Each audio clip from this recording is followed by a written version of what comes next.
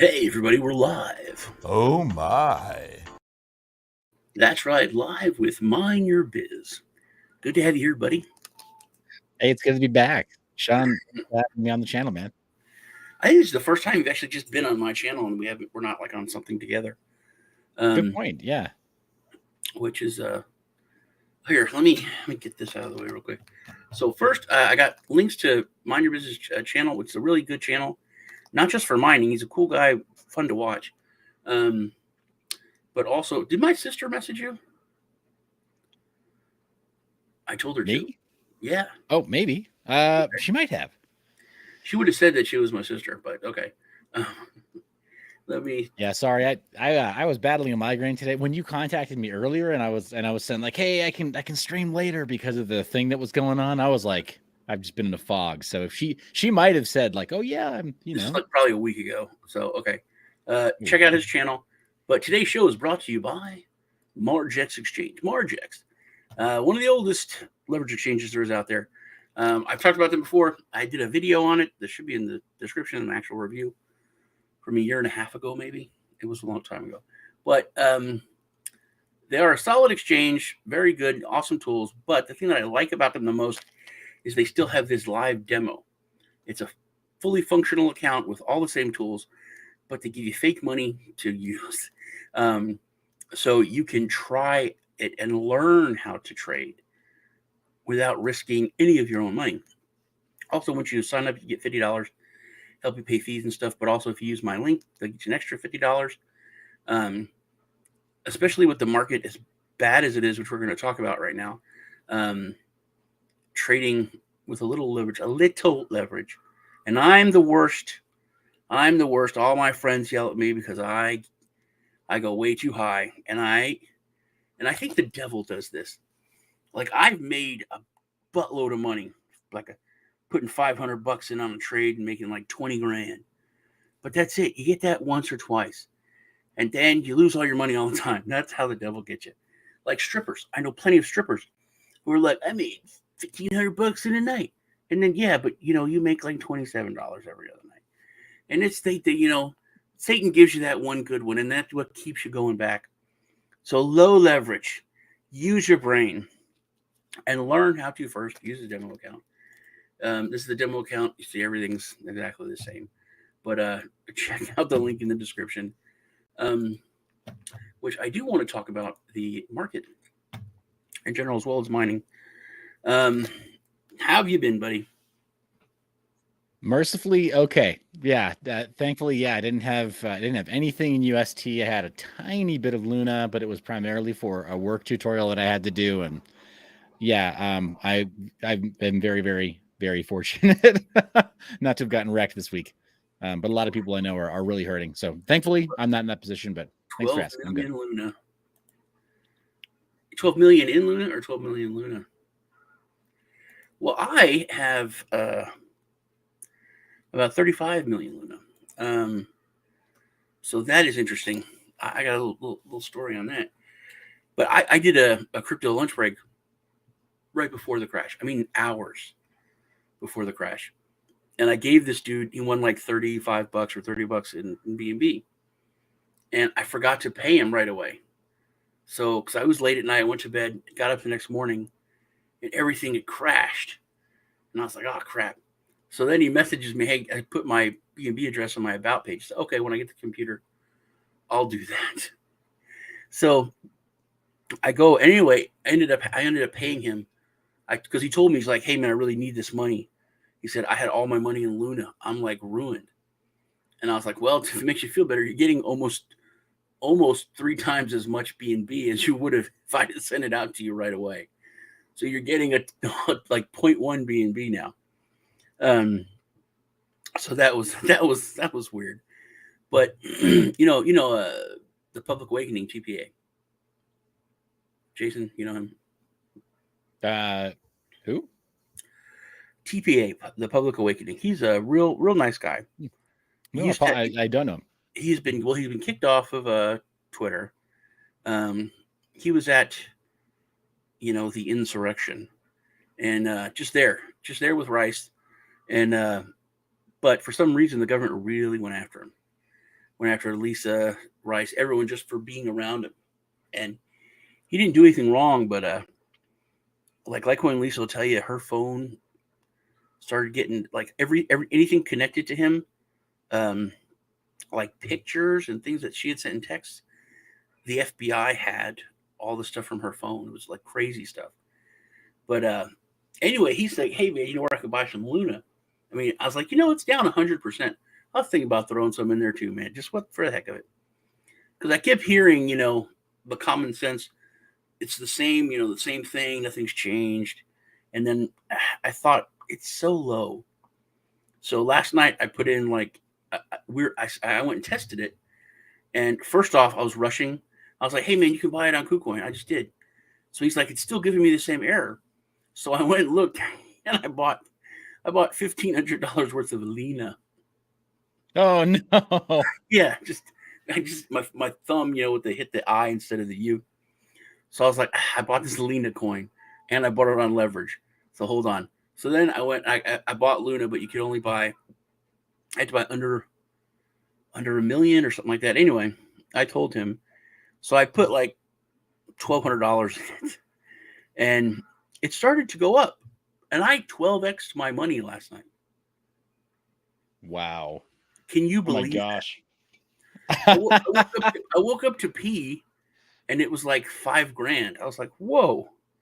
I put longs on some Litecoin, did not do well. Was down. I woke up in the morning to go to the bathroom, and it was $18,000. My $1,200. I was like, are you serious? Did that really happen? And I told my son, I was like, you should get some of that Luna, man. It's like, it's so low. Why not? And then this morning I was like, did you get Luna like I told you to? Because I'm a really smart guy. He's like, yeah, I got some this morning. This morning I told you to last night, man. You had 18 extra money, but you don't listen to me. I knew it. Knew it was going to happen. So he's like, what? I'm like, yeah. He said, oh, I only 3x'd it. It's like, oh, you only 3x'd. He says, yeah.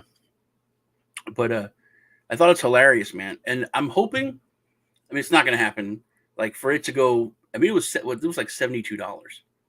So for it to even go to $1, the market cap would have to be trillions of dollars. People were talking about that in this chat that I'm in on Twitter. And everyone's like, yeah, it'll never go up. It'll never go up. I said, you know what? After I saw Dogecoin hit 70 some cents, I will never say something will never happen again. I would have bet my firstborn that Dogecoin would never have gone above a quarter. You could have, if you would have made that bet with me 2 years ago, I would have, anytime I would have snatched up, definitely. I put my life on the line. Never. That's just impossible, man. That's crazy. And when I saw it hit 70 cents, I'm like, whatever. Aliens could be, lizard people run the government, maybe. I don't know anything anymore. Dogecoin is 70 damn cents.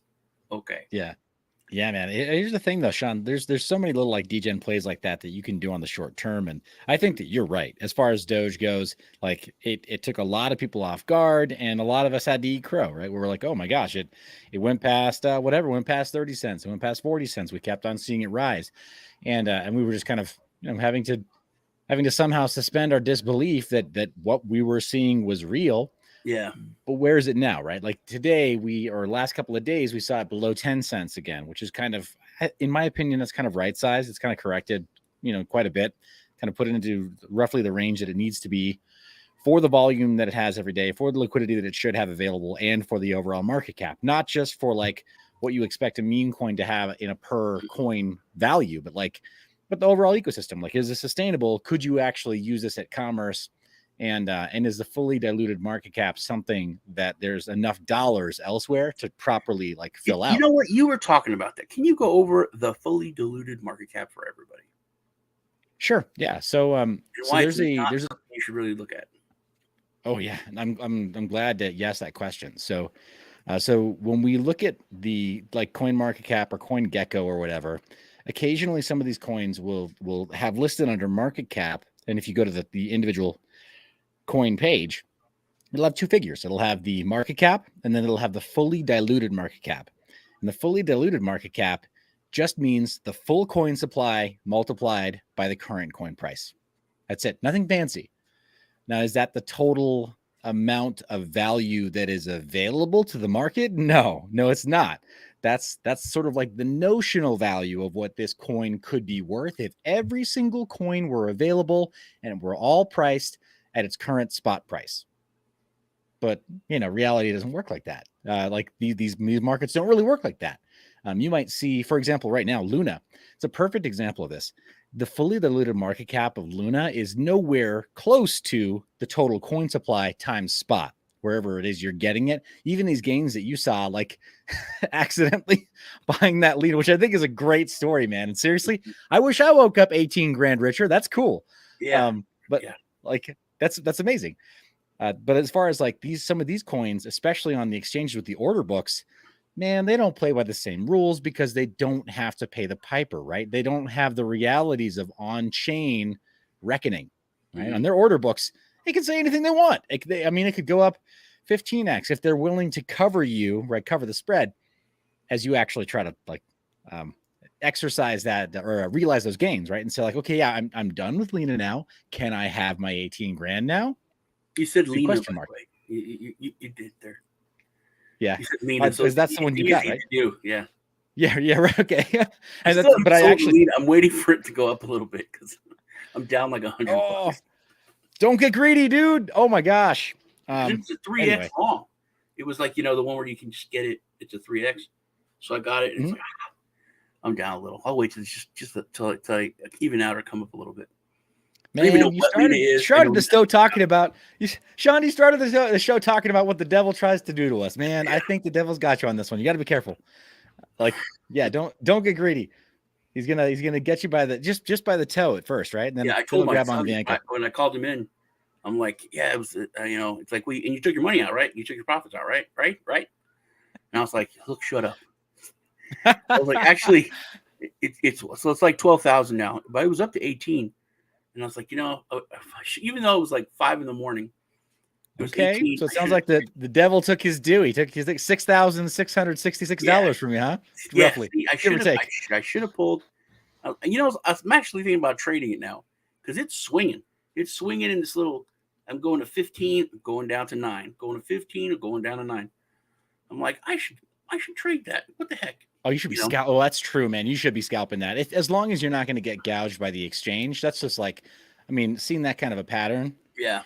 If it's like clockwork like that. Yeah, and it's happened like 5 times in the past today. So I'm like, I'm wasting. I should just have. It was $1,200. It was fun money, and I could have fun with it and do that. So I think I should. But it's just it, man. Take out your initial, use the rest for play money, maybe get some leverage and just like hammer it, right? Like, what's the worst that can happen? It's not letting leverage. They're not letting you buy with leverage. But still, geez, 15x in a day. That's kind of leveragey in itself. Right. What I'm hoping is that Wall Street Bets or someone that there becomes a movement like, hey man, let's stick it to BlackRock. Let's all pump Luna. Let's get them, man. Like, yeah, do that. That would be nice. Yeah, I worry a little bit about that, Sean, because at this point we got that. So going back to that initial question about fully diluted market cap versus like market cap as measured by what's available and what is actually liquid. Right now, we've got a bit of false metrics in the markets because the way that Luna had to the way that it kind of rebases based on its internal ARB system in order to peg UST. That's where it had that hyperinflation, and now it's got trillions of coins printed. Where the coin supply, this time last week, it was nowhere near that amount. Right? We saw it; it was nowhere near that amount, and now it printed trillions of these Luna coins in that time as it went ahead, as it repurchased the UST to back itself by like every single time we saw the price cut in half, we saw the supply double, right? So it got cut in half a whole lot of times on its way down to 100% down. Like as it approached the infinite zero, right? And then like orders of magnitude down, right? 1 cent, and then 1/10 of a cent, then 1/100th of a penny. It reached unfathomable depths. And that kept driving the number of Luna coins up. So now we talk about like even just these small movements up. I think a mutual of ours, Gaston Cruz out in LA, he also went a little bit degen with Luna, and he was like, I'm going to do it. I got like $25. Why, like somebody give me a reason I shouldn't do this with $25. And we were all like, yeah, we can't give you $25. Like we can't give you a reason not to. $1,000. If you told us you were going to put $1,000 at it the way that you did, like I would have warned people. I'd be like, I don't know, man. It's a bit too degen, because if any of those exchanges, if they were able to open up on-chain trading again, we could see a problem, because that fully diluted market cap doesn't reflect what's being processed on order books. And yeah, this is where I think people are kind of getting into trouble. Luna it's been shut off from the rest of the IBC ecosystem. So Cosmos Hub, all the other partner chains where you can, like, where you this time last week, you could do the cross-chain swaps with Luna and with UST. Mm-hmm. So like all the DEXs that used to accept Luna and used to accept UST, they're like, now it's for their own good. We have to sandbox them and just like leave them alone for a while while they figure out what's going on. But Luna itself as a network, like if it could be traded on chain, it would totally wreak havoc right now. I keep seeing people like saying like, oh, well, maybe I can do a quick like 400% or 800% or 18 or whatever, 15x like you did.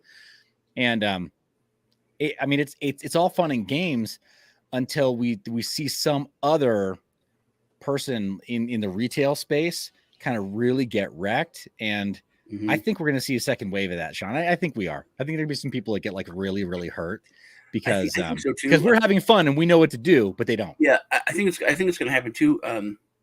Open-minded Bitcoin, it seems to be some kind of genius. But yeah, please crush the like button.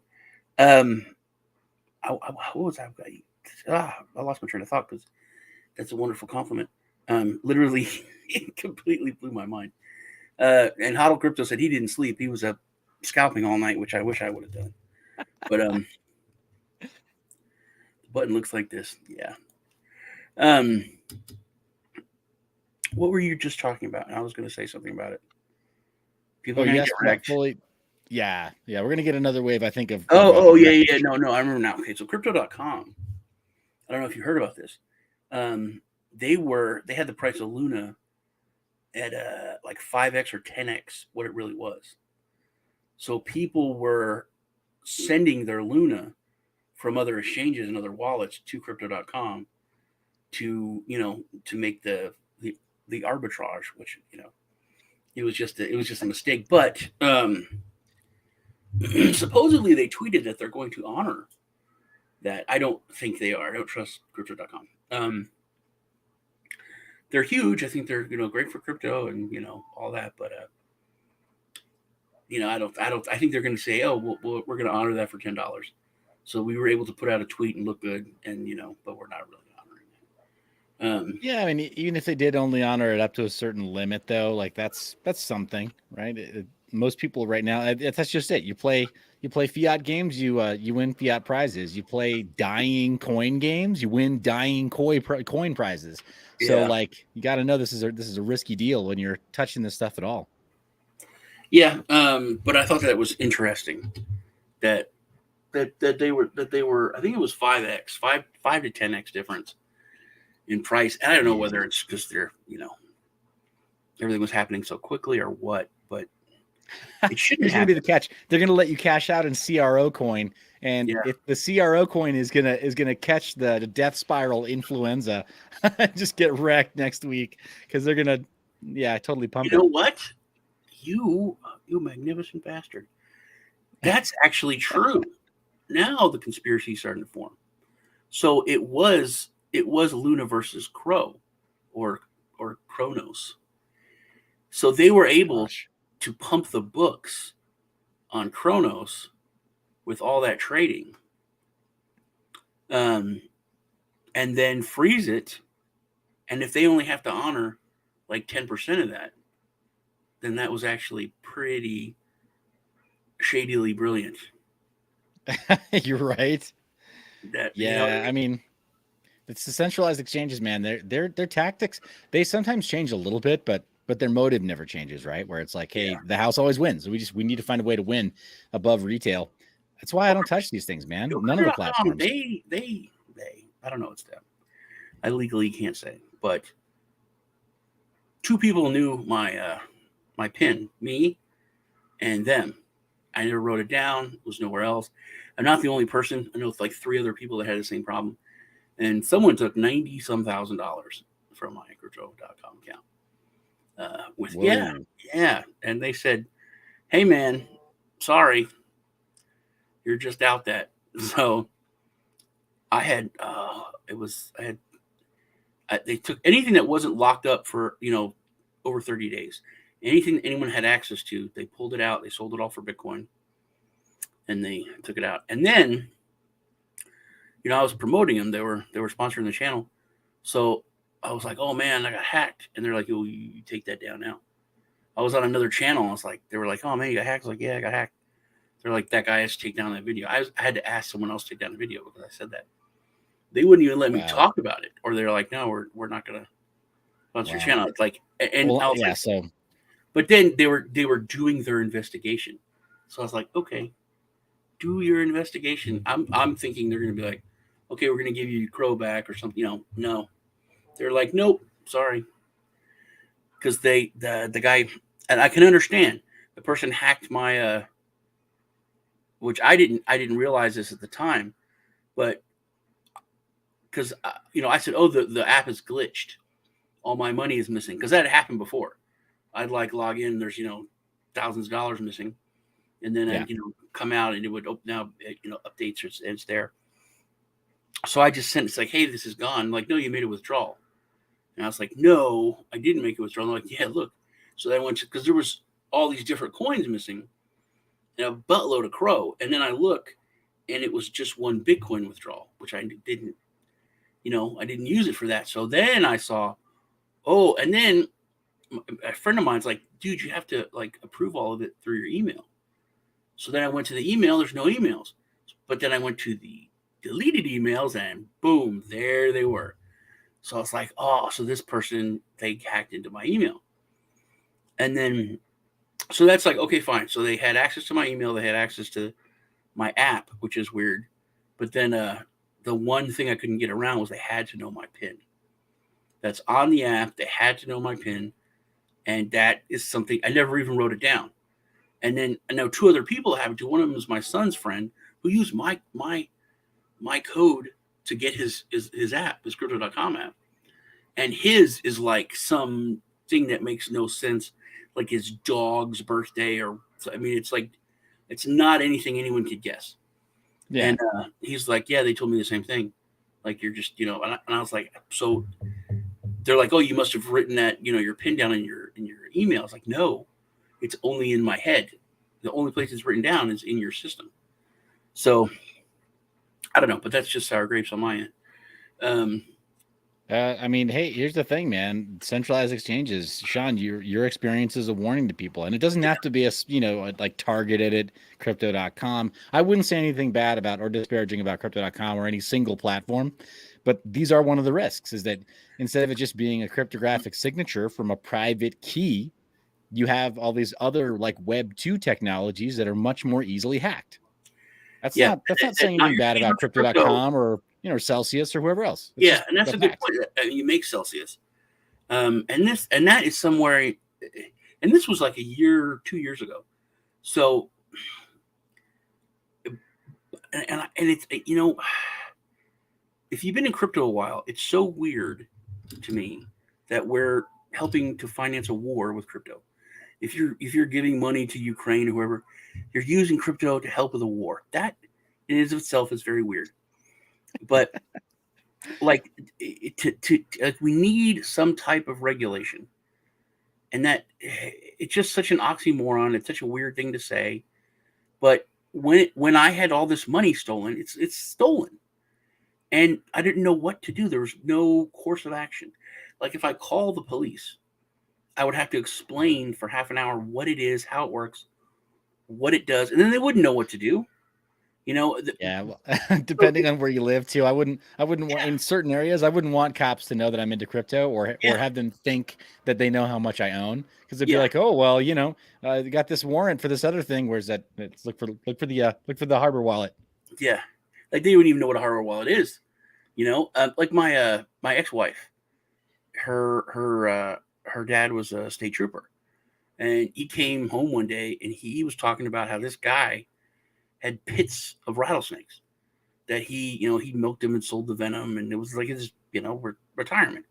But someone went and stole like 80 rattlesnakes, and he called the police, and he's like, he hated snakes, like Indiana Jones hates snakes, but like it's like this guy is like, this is a value, this is money. So like they had to do some kind of report because there was a value of something that was stolen, and they didn't know what to freaking do. It's rattlesnakes. Yeah, Right. What is the going market rate for milkable rattlesnakes that get that venom from them? And that's, did they steal the milk? Did they steal the rattlesnake? It was the actual snake. So he's like, we don't know what to do. So crypto is like that. It's getting to the point where, and also it changes. It's like if someone steals your TV, you know how much it was worth when you bought it. You know how much for tax reasons or whatever it depreciates. It's a kind of a set value. If someone steals your crypto, literally, it could be a felony, 2 weeks ago, and then today, lost 50%, no longer a felony. Now it's now it's a misdemeanor. That's crazy to think about, but it is. Right. You tell the cops like he stole 5 billion Luna from me. They're like, oh my gosh, that sounds really serious. And the rest of us are like, yeah, it's not that serious. Yeah, it was like $1,000, yeah. but if this guy stole $2,000 worth of crypto, 2,000, well, that's 500 over, that's a third-degree felony. And then, you had to call him like 2 weeks later. Well, now it's only worth, $1,200. Well, that's only a Class A misdemeanor now. It's, it's odd to think of it, but like those are the things we need to have some kind of framework on. I hate having the government involved. I, don't like them at all. I think they're all crooked. So, but people need to be protected, which used to be their main job. It was just the government was here to protect your rights. Now they're out here shooing dogs and 75-year-old women. Yeah. Ooh. It's insane. And that's one of the reasons why, corporations are allowed to do so much. I think we're heading towards a kind of a Blade Runner, type. We're going for a dystopian future. We're on our way, but it's like, what movie is it going to be? It's like, yeah. No, I don't want it to be Soylent Green. Let's got to run through the list. There's Soylent Green, right? Well, I know there's a product called Soylent, and it was a very, very poorly named product because it's just made from oats, about oat flour and stuff. Yeah, I bought it. It's they have mint. It's green. Oh my gosh! I swear, I bought it just for that, dude. And I like, my kids came. I was like, "Hey, this tastes pretty good." What's in it? Looking at me, I'm like, people. It's people. And then I turned it around. It's people, and they're like, "That's not real." Like they made this, named it, and sold it like this. But yeah. And you bought it, Sean. You bought it. Oh my gosh. You sick man. It's actually pretty hilarious. And you got a link for it, actually. It's protein. Think about that. It's a protein shake. It'd be different if it was like a soda, but it's a protein shake. Right, man. Yeah, it's funny. Like, as far as the dystopian future we're headed towards, I agree. It's confirmed. But there's some movies that I really don't want it to resemble. That's one of them. I think Westworld is another one where it's like, I don't want to know that I'm like living in a simulation and everything that I'm trying to interact with is fake, or whatever. Future World, Westworld. If you read the books or saw the older movies or whatever, so there's a ton of man. Man's a legend. That was Yul Brynner. That's I have Westworld. I own it. That was one of my favorite movies. And then Future World. Here we go. Yeah, man. Michael Crichton was way, way ahead of his time. But yeah, I don't think I want to see any of the Michael Crichton stuff become a reality. Oh, they did it. They did it. They actually did it. Yeah, dude, there it is. Mint chocolate, ready to drink meal. But they make it look real. It's plant protein. Not they should put not human. That would be funny. That would be funny. It's vegan. Uh Yeah, I had a group of coworkers that they absolutely loved this stuff. You take a look at that ingredient list though on the back, Sean, that stuff's gonna freaking kill you. It's just that stuff is not normal. It's not good at all. I love isolate and maltodextrin. Highly Yeah, iconic. Hyaluronic sunflower yeah, oil. Highly iconic sunflower oil. yeah. Soy Oleos. protein, yeah, soy protein, not so much, man. They used to just be a bit simpler. If you want to make your own stuff like this, you want to actually make it better. Just get like whatever, some oat flakes, like get them as local as you can. Some oat flakes, throw them in the blender by themselves dry, turn it into a fine powder, and then add it to anything. And it's going to give you good complex carbohydrates that you can actually subsist on. Like if you had to like cut out everything else in your diet, it's like that Prepper Lemboss bread stuff. It's just compressed oat flour and coconut oil. It's basically all that stuff is. You can make that Oblamin. stuff and no, Oblamin. yeah. Yeah, cobalamin. That's just a vitamin B complex. That's a form of vitamin B12. But yeah, man. Hydrochloride. Yeah. No. There's regular hydrochloride, and there's thiamine hydrochloride. Yeah. Olmepantothenate. Jesus. Yeah. Well, I couldn't have 400 freaking calories, man, for one. That's like, no. Yeah, the olmepantothenate is that's a form of vitamin B5, but like all that stuff, all the vitamins are synthetic. They're synthesized anyway, so they're gonna show the chemical name of some of those vitamins and stuff, but it's the stuff above that line that's still like, man, soy protein is terrible for you especially if you're a male, but it's terrible for all humans. I heard that the fake Whopper has more estrogen in it than estrogen hormones if you're gonna get a sex change. I wouldn't doubt it. No, I wouldn't doubt it, man. And the worst thing about it is that soy, it has technically it's called a phytoestrogen, so it's an estrogen mimicker. It doesn't even perfectly fit the estrogen receptor inside of the human body. So as far as the cell, like the hormone receptor, so it does all kinds of damage, man. I think our generation really got it bad because all the women our age, all the girls that we grew up with, they were starting to get fed soy, and all the boys guys our age, they started to get fed soy. We weren't supposed to talk about any of this stuff. We're supposed to talk about market and mining, but you're a cool guy, so I know we're going to go off on tangents.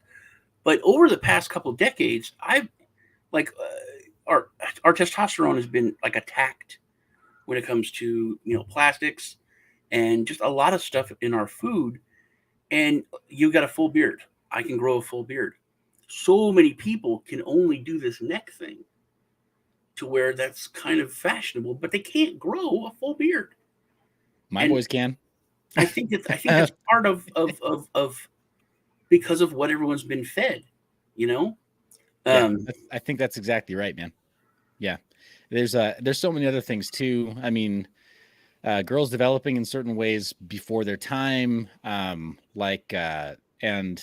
yeah, I mean, in so many ways. But to your point, like our dads, right? I think if you did blood work, you could actually prove that even with some of this outward expression of like masculinity or whatever, our test levels are actually provably lower than our dads were. Even when we're really careful about like lifestyle or whatever, environment and diet and whatever it is we're going to do, whatever we can control about it, I think you can still just prove that the last generation had more testosterone than this one.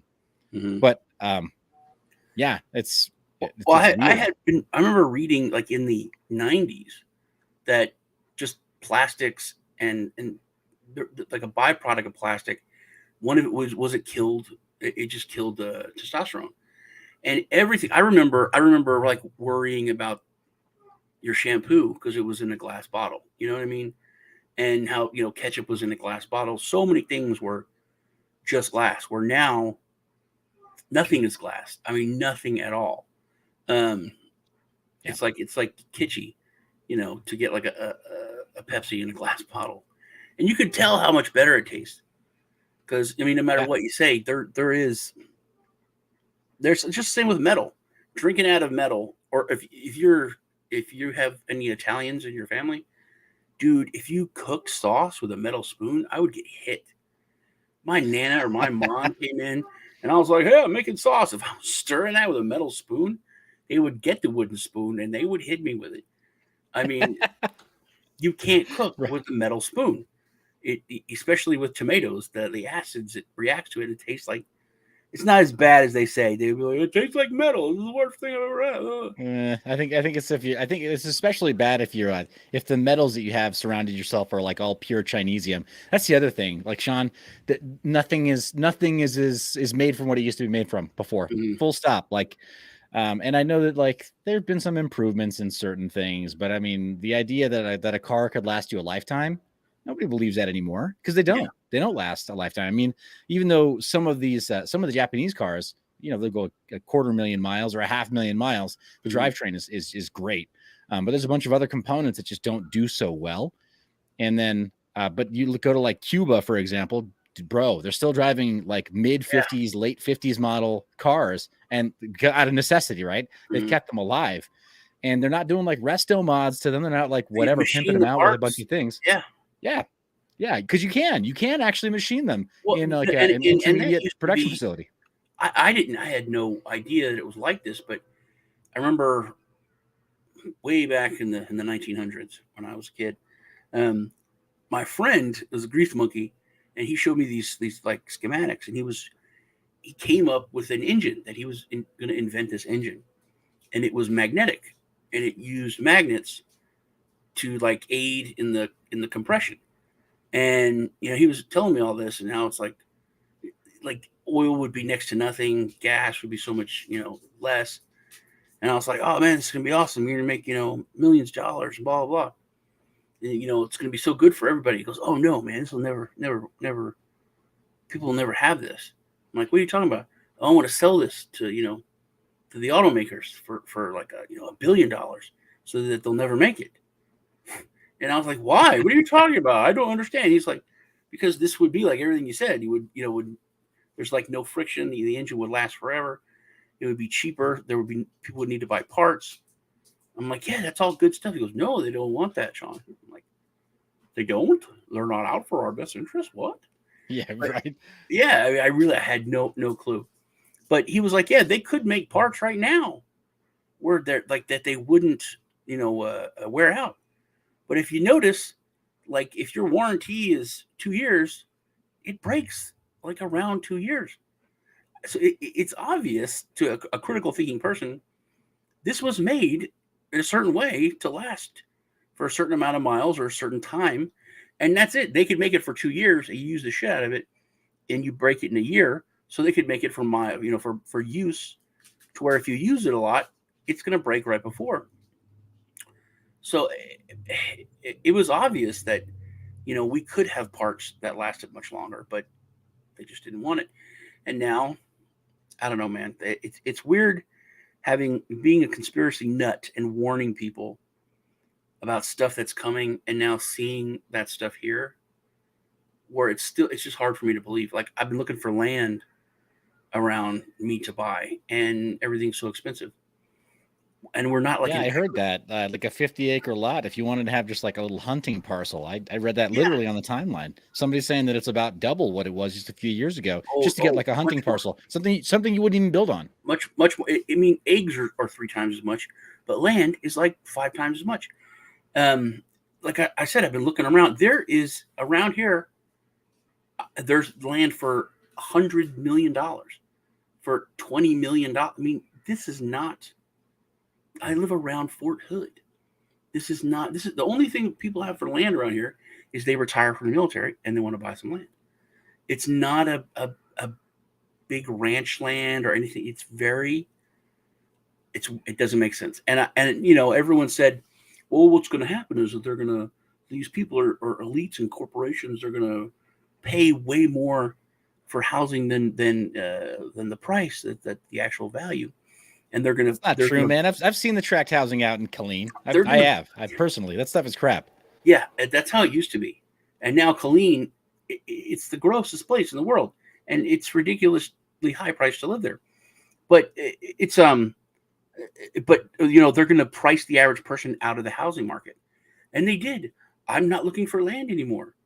Fuck that. I'm waiting until it crashes, and and then you hear about BlackRock and all these corporations. They're buying up all the affordable housing in California and here and there. It's much more than that, dude. They're buying up everything everywhere. But years ago, like a year ago, 2 years ago, remember when they just printed up trillions of dollars and they gave most of it to these corporations? They gave them this war chest. They have a huge war chest of printed money to just be able to buy stuff and to force the average person out of the market. And you know what happens if they run out? There'll be a problem and they'll need to print more. That's just how it's been working. Yeah, man, it is frustrating. I hear you, man. There's so many different problems right now that kind of all seem to be sort of coming to a head. It is scary to think that we're seeing the end of the life that we knew, right? That we grew up. Certainly, the life that we grew up around is gone, right? It definitely is. But even the life that we started to establish as young adults and then moving into this phase of life and stuff, it's scary to see that start to disappear too. Yeah, what young people accept as acceptable is what? No, the government can't do that. I was so mad at myself. I talked about it. Someone asked me, what's the biggest regret you had? It was last year. And I was like, it's been eating at me. My nephew went to a party. My nephew dropped me off. He got into an argument with my neighbor. Neighbor called the police. I was, in the house. They knocked on the door. It's like this kid cop and this lady cop. And I was like, what do you want? It's 1 a.m. I just got home. Well, it's called, we got called by your neighbor because someone. I was like, yes, my nephew dropped me off because I had been drinking over there. He drove me home. What? They're like, well, we want to know what happened here. I said, it was 30 seconds, man. He was like, the guy came out. I was like, hey, what are you doing in my driveway? I was like, I'm dropping my uncle off. Like, okay, you better get that shit out of here. It's like, I got your shit right here. That was it. He's like, it was 30 seconds. I was like, yeah, it's 30 seconds. Why are you here? And then he was like, okay, well, can I have your driver's license and this? And can we take a picture? And I was like, you want to take a picture of me? He's like, what's your social security number? What? And I said, why? Are you trying to obtain credit in my name? He's like, no. I was like, why do you want my social security number? And you go, oh, it's just for the form. What? And I looked at him that's a standard form. That's a standard information gathering form. I said, that's not a real answer. I know that some people fall for that, but it's just on the form. I asked you why you need my social security number. First off, here's the other thing, Sean. For the audience, sorry for the interruption, man. You touched a trigger point for me there. As far as police officers, we know that under law they're protected when they lie. In fact, it's part of the job for them to actually lie to you in order to get you to give information to them that they need or that they want, or to get you to say something that would either perjure yourself or create some kind of a case that gives them something interesting to do with taxpayer money because they're not otherwise actually doing anything. But yeah, that's frustrating that he was willing to try to get you to divulge that much personal information. Man. And the thing is, I gave him my social security number. I gave it to him. And that's what pisses me off so much.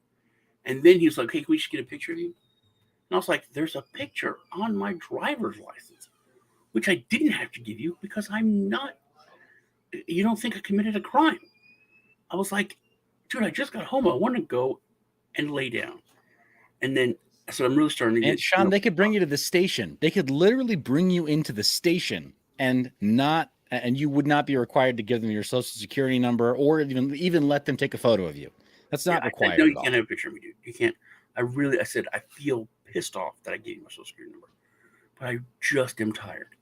I normally wouldn't have. And I'm not mad at you. I just don't like the government pushing on and doing things that they shouldn't be allowed to do. And then I said, you shouldn't have been here in the first place. I said, my neighbor is some kind of a bitch. I said, really? It was like a 30-second argument, and he wants to involve the government? I said, come on, man. This is ridiculous. It's ridiculous that you're knocking on my door at 1 o'clock in the morning. It's ridiculous that you had to come out here. It's ridiculous that you're asking me for this information. So he's like, okay. And then I asked my son, who was studying in college to be a federal marshal. And when he learned about the system, he was like, I don't want to do this anymore. This is bad. He was very good for him.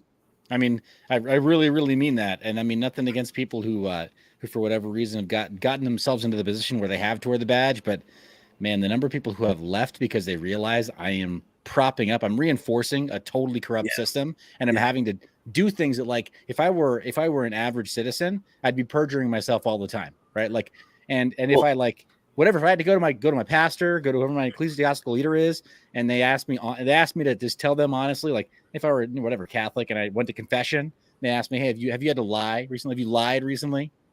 I would have to tell them honestly, yeah, I lie routinely for the job. Like when Lisa, one of the, and I'm patriotic American, but I don't like the government, which is, and people don't get that. She's like, I'm 100%, I back law enforcement, 100%. No, I back cops, 100%. And I was like, I don't. And she was like, what? I mean, she was offended. I was like, if you say I believe cops and I back cops 100%, that's a cult. I said, I support law enforcement, but I don't support cops 100%. Cops are people. I don't believe all women. I said, I believe, you know what I mean? I said, you believe people on a case by case. I said, I support law enforcement 100%, but that's the law. And she goes, what's the difference? I said, it's a huge difference. If you say, you're a cop, whatever you say is the truth and I believe it. That's a cult, man. That's a cult. Right. I said, you can't. That's why you have the problems that you have. But yeah, we're so off topic. Yeah, right. Yeah, sorry about that. It's okay. I wanted to ask you about the conspiracy stuff about BlackRock and Coinbase and what's going on with that and what you thought about it. Sure. Yeah, man. So I mean, everyone's pointing the finger at BlackRock and Citadel about getting involved, and then taking these positions like putting in. Basically, BlackRock and Citadel being responsible for the tanking of Luna, and then also being able to, because of the positions that they took on the exchanges where they submitted their orders, right? And I don't know, like I don't know how that fully looks on exchange, but people are claiming that BlackRock or some kind of a subsidiary or some actor on behalf of BlackRock, that they took about $1 billion of UST and then about $1 billion of Bitcoin, and then they applied that in a coordinated attack to bring down the price. But in doing that they also earned themselves about $800 million of profit, which is like, that sounds like business as usual for a corporation that size. BlackRock is freaking huge. And for disambiguation, man, just for a little bit to illustrate the difference here, I made the mistake on a different show of casually saying BlackRock and Blackstone in the same sentence. It's a different behemoth, right? Blackstone is a different one, and they operate very differently. They're not at the same scale either.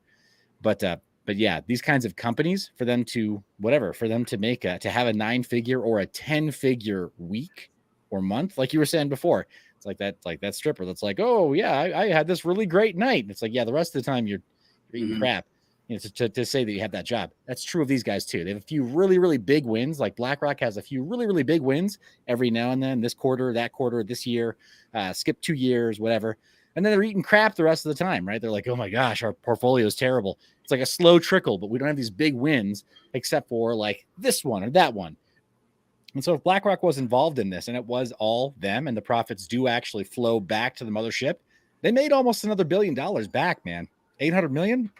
Not a bad day's work, right? Like, so I get the motive. It seems like signs do point to them being involved, but even if it wasn't them, the thing that I'm concerned with, Sean, is that after something like this happens, everybody, left, right, center, top, bottom, everybody involved in crypto is saying, man, this is why we need regulation. Exactly. I'm like, no, stop.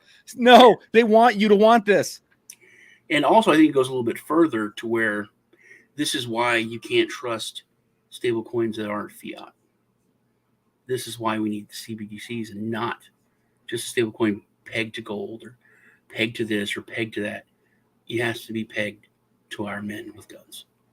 I think that was another thing, because that's what Yellen came out totally talking about stablecoins, and I think they were able to do a lot with this. To discredit crypto in general, to show how easily it can be manipulated, to shake out a lot of people that were just coming in, to give it a black eye, and to really hurt the debate on stablecoins, and to have people begging for regulation. And also, they hurt Coinbase pretty bad.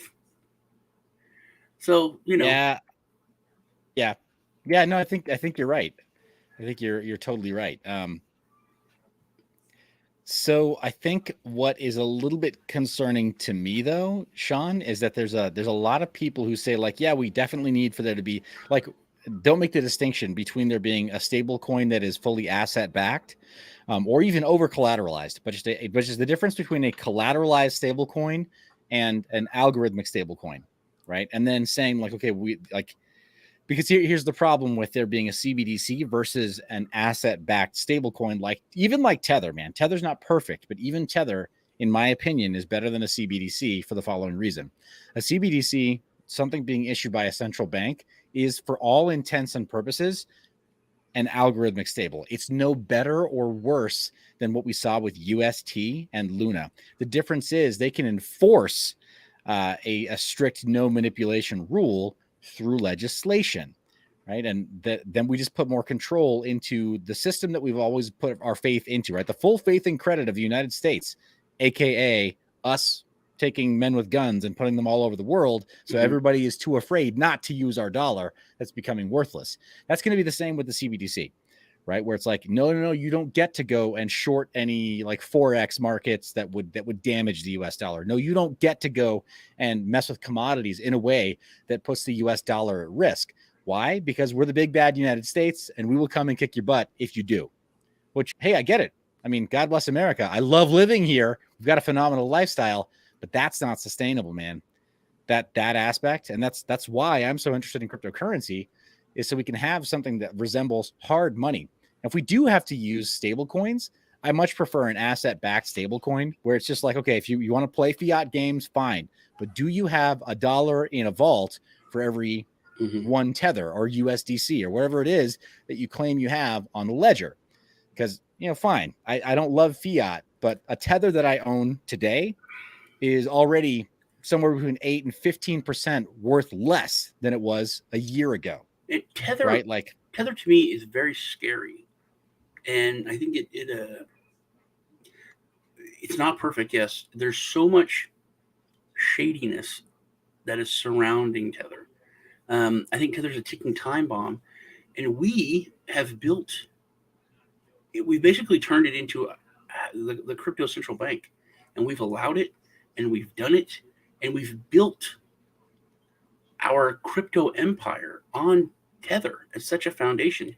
Every exchange, everything is built around it, to where if it fell, it would do huge damage to everything. Super far reaching. And we did that. It's all our fault. Yeah, no, that's probably true. But here's the thing: USDC is not exempt from that problem either. We say that we think USDC is better, USD coin from the center, right? Which is a working group by Circle and by Coinbase and others. We always say, like, oh yeah, USDC seems like it's got a little more backing or whatever else. Here's the thing: USDC, it's not FDIC insured. It doesn't have any insurance of any type. They don't make any assurances of any type that you're going to be safe if something goes wrong with it. They just claim that they have better backing and better audits. And they've also we've also got Circle and the Center Group that has applied to become a nationally chartered bank in the United States. But what does that actually mean? Nationally chartered banks that are working within the fiat system and the central bank, like working with the central banks to receive issued currency here, they only have to have like 3% reserves. Like, why is it better that these guys are going to become a nationally chartered bank? I think it's actually worse, because now they get to like really under collateralize the number of USDC coins they dump on us. Tether is doing it in a way that, like, it's scary because they've got they had Chinese investors. They had the guy that was, whatever from, and all that controversial 90s stuff and was associated with mafia pedos and stuff. Yeah, right. And I get it. There's it seems weird. Dude, I never thought about that with the USD. It's literally worse. Yeah, you're right. But there's some other things that are worse too, Sean. I'm just telling you, they have what they claim in their backing, instead of it being a 1-to-1 dollars in a vault somewhere or in a bank account somewhere, which we know that if it's in a bank account, it can't be FDIC insured because it's tens of billions of dollars. Can't possibly be FDIC insured. Even if it were FDIC insured to the full amount, which we know it's not, it would only be 3% reserved by those banks because they're not required to have full reserves on hand. It's a house of cards. At any point, any of it could fall apart. All of it. None of these things are exempt from the prospect of the U.S. dollar being already really shady. And then with Circle and about a stable coin pegged to Bitcoin, and I think actually Ken Bozak's first person that ever talked to me about that, and yeah, it sounded a little silly at first, but the more and more you think about it, I think that's what we really do need. Yeah, but we've got wrapped Bitcoin on Ethereum, and you can trade wrapped Bitcoin. You can trade, you can do all kinds of stuff with wrapping of ERC20 tokens or BEP20 tokens, whatever network you want to put it on. You can take Bitcoin and wrap it onto some of these other smart contract networks. And that's a great quote by Phil right there, because it's absolutely, that's 100% facts right there.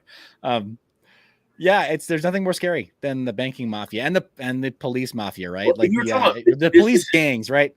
Police are gangs, the bankers are mafia. You're talking about business as usual with BlackRock.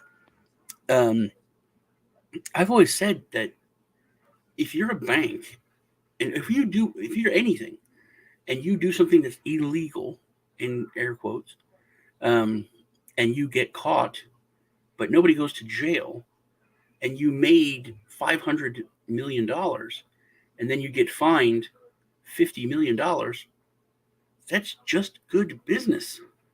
Yeah, I'll take those odds, right? All day. That's amazing. That's good business. If you are an investor and this company said, hey, we're going to do something, it's technically illegal, but no one's going to go to jail, and we'll make $450 million profit, I would be like, okay. And nobody dies. Sean, when you have that business plan, call me. Put me on the short list. I think it was Bank of America. They actually had special bags and boxes made for the Mexican cartel to send money across the border. They had special custom made boxes and bags made for them, and they got in trouble and they had to pay a fine, and that's it. But they made so much money. It's got little embroidered El Chapo faces on them. Yeah. But I remember bringing this up years ago when Facebook, got in trouble for the Cambridge Analytica thing, and they got the biggest fine in the history of fines. It was huge, and it was less than 1 month of their income. We're talking about the biggest crime ever and the biggest fine ever. And it's akin to you going out and committing murder and then getting fined $2,000. It's like, oh, you're a teacher? Okay, well, you killed that guy, $3,000 fine. There you go. It's like, okay, it's a month's worth of your income, man. That's it. Yeah, that's right. all they got fined. Nah, that's so bad. So let me jump back to USDC real quick. I think I'm gonna drop something that may or may not blow your mind here, Sean. Their audits right now for USDC, instead of it being a 1-to-1 backing with dollars and even just in a bank, which is already kind of flimsy from my perspective, already kind of a flimsy way to back things. They don't even have that. They also have what's called commercial paper. What the hell is commercial paper? Do you know? No. Does anybody know? No. I'm sure the bankers know, because I had a big to-do on Facebook about. I have a lot of friends that are bankers, and they get very offended at me, get pissed off. But yeah, you can ask them about liquidity notes, structured investment vehicles, asset-backed commercial paper, or just standard commercial paper. See if they know anything about any of that stuff. Because that's what USDC says, like, oh yeah, we're backed by the full faith and credit of commercial paper. What the hell does that mean? Well, I said something about, bank system, and then my friend's like, yeah, man, you were right. I went into my bank and said I need to withdraw $35,000 because I was going to buy a truck and I wanted to pay cash. And they said, we don't have that. You should have put in an order. You'll have to come back in like 3 days or something. So, because I said, yeah, banks they're only supposed to keep like 10%, and the rest of your deposits, they can do whatever they want with. So if literally, 20% of everybody came and just said, hey, I want to close my account, get all my money, that would be a bank run and they would shut down. They legally don't have to have that much money. And people just don't get that. They don't believe that. And then this banker friend of mine is like, well, no, that's true. You really shouldn't have, blah, blah. And then he did the paper thing. He said, but, it's not like you can't pull money out. You can get cashier's checks for as much as you want. I was like, you don't get it, man. I was like, did you really just say that to me? You really don't understand what the man's saying. He wanted his money. And you're saying, yeah, you can take all the money you want just in a cashier's check.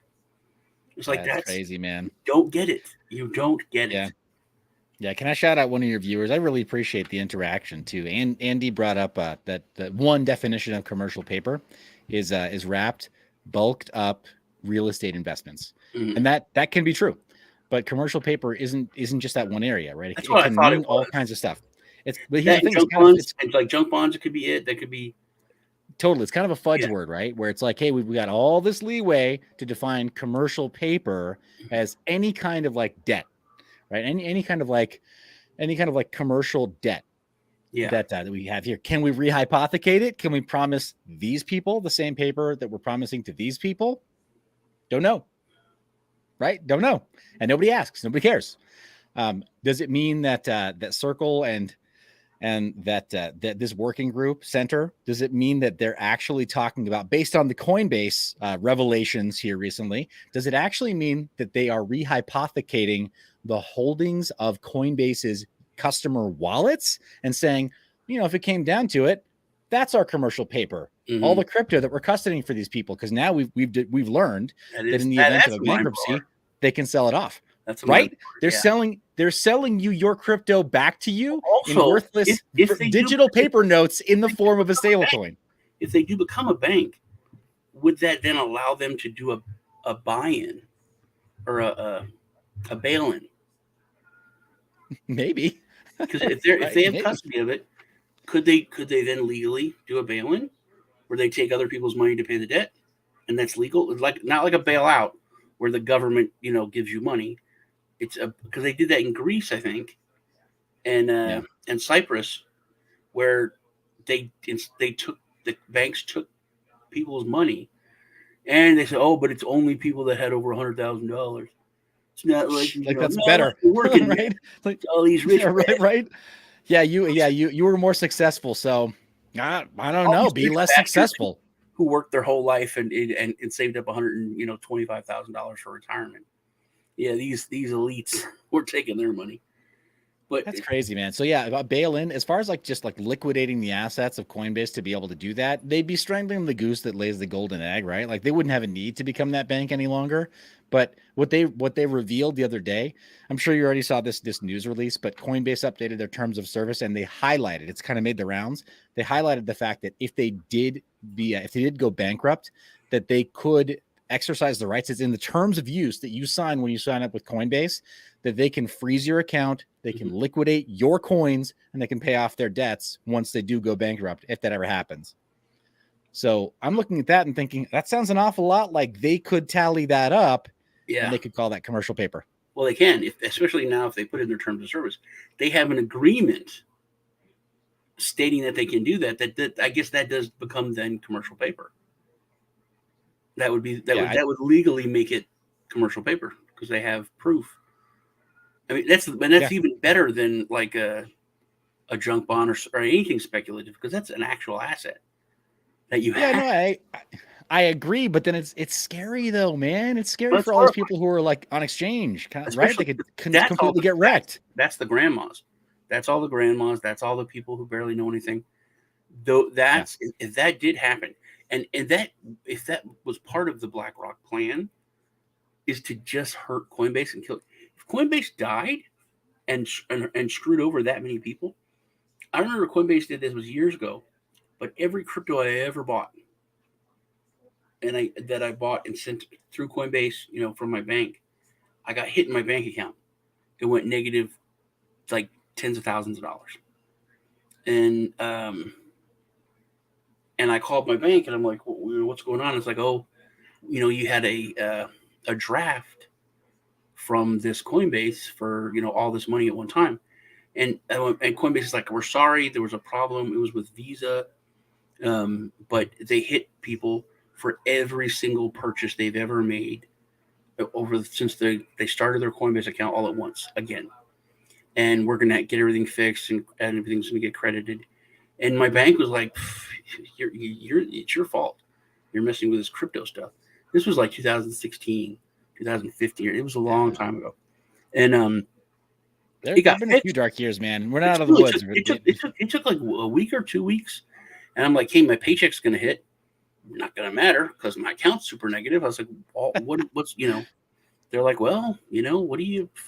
And then Coinbase got it all fixed, but I forget what my point is. But they've had bad stuff happen. Oh yeah, I remember what the point was. There was a lot of people that were like, screw crypto, especially back then, and then definitely screw. And this is like before Not Your Keys, Not Your Crypto. Not Your Keys, Not Your Crypto kind of came out of that, like a few months or a year or so later. And That's so crazy, man. Everyone already got Mount Gox. Why did it take so long? I don't know, because Mount Gox was like the only real show in town. All right, well that's that there. I wanted to get on mining, and I want to hit on that a little bit, especially for my sister. Something I thought was very interesting from my point of view, that my sister was like, hey man, I really need some kind of side hustle, and I have this computer, so I'm thinking I'm going to do crypto mining, where it's like people have no idea about crypto, they have no idea about mining, but they know it exists, and they know that with some knowledge they can do it. So it's just, I thought that's really cool that we've come to that point to where a super no coiner is like, well, it's like I can always strip, you know what I mean? But it's like I can always get that computer out and do this crypto mining thing, and I can make a couple bucks. So we're there, which is cool. But what could, and I when it comes to mining, I'm very limited. I mine Bitcoin. Those little miners that were like round. The grid seed. Yeah, they were. I had like a tower of like 50 of those. I still have these. I think I may have thrown these away or given them to people. And then I use ASICs. But I've never had a rig. I've never built anything. I've never really used a computer or a graphics card. I've done some some mining like with Nimic, but nothing really that profitable. So what could someone do if they wanted to mine, and what would be best to get started? What coin? I'm talking a side hustle of like $300 to $500. What would you recommend that they need to do to get started if they wanted to start mining? That's a great question, man. So I'm gonna go ahead and do a screen share here. Offer to share. Let's see what I got here. All right. Okay, so got that queued up if you want to draw that in. This is a website called whattomine.com, and this, it's pretty straightforward. You can find whatever model GPU you might want to put into like a gaming rig, or into a desktop computer. If you already have one of these lying around, Sean, that's the first thing, is to kind of take stock of what you already have. And I said this to Ken Bosak, 4 years ago. you kind of really need to start with what you got already in your possession so that you don't go throwing good money after bad, because the markets are very uncertain right now. So if you already have this stuff, you're not out any money at all except for the cost of electricity. That's it. So start by figuring out what you already have. And these are kind of shorthand for some of the more popular graphics processing cards that are out there right now.